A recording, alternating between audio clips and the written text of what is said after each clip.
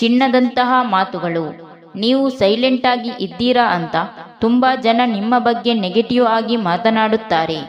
ಅದಕ್ಕೆಲ್ಲ ರಿಯಾಕ್ಟ್ ಮಾಡಬೇಡಿ.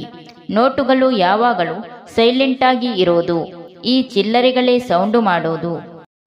ಹಠ ಎಂದರೆ ನಿನಗೆ ಬೇಕಾಗಿರುವುದನ್ನು ಪಡೆದು ಮೆರೆಯುವುದಲ್ಲ. ಎಲ್ಲಿ ನಿನಗೆ ಬೆಲೆ ಇಲ್ಲವೋ ಅಲ್ಲಿ ನಿನ್ನ ಬೆಲೆಯನ್ನು ಸೃಷ್ಟಿಸುವುದು, ಅದೇ ನಿಜವಾದ ಹಠ. ದಾರಿ ಸುಂದರವಾಗಿದ್ದಾಗ ಅದು ತಲುಪುವ ಗುರಿಯ ಬಗ್ಗೆ ತಿಳಿದುಕೊಳ್ಳಬೇಕು. ಆದರೆ ಗುರಿ ಸುಂದರವಾಗಿದ್ದಾಗ ದಾರಿಯ ಬಗ್ಗೆ ಯೋಚಿಸದೆ ಮುನ್ನಡೆಯಬೇಕು.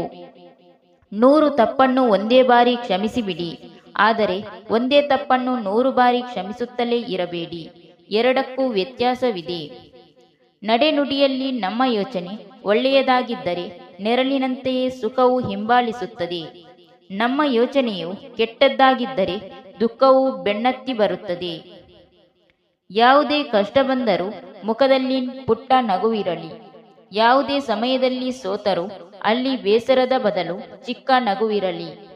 ಏಕೆಂದರೆ ನಿಮ್ಮನ್ನು ಯಾರೂ ನಗಿಸುವುದಿಲ್ಲ.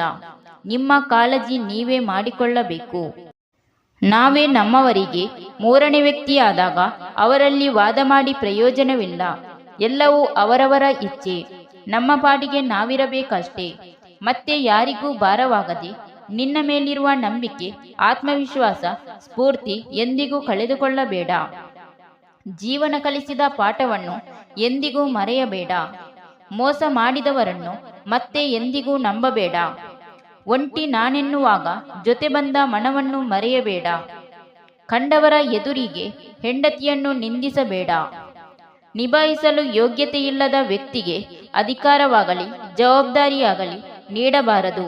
ನೀಡಿದರೂ ಲಾಭವಿಲ್ಲ. ಏಕೆಂದರೆ ಬಂಗಾರವೇ ದೊಡ್ಡದು ಎಂದು ತಿಳಿದ ಮೂರ್ಖನಿಗೆ ವಜ್ರದ ಬೆಲೆ ಗೊತ್ತಿರುವುದಿಲ್ಲ, ಗೊತ್ತಾಗುವುದೂ ಇಲ್ಲ. ಆಲದ ಮರಕ್ಕೆ ಬೇರು ಆಳವಾಗಿರುತ್ತದೆ.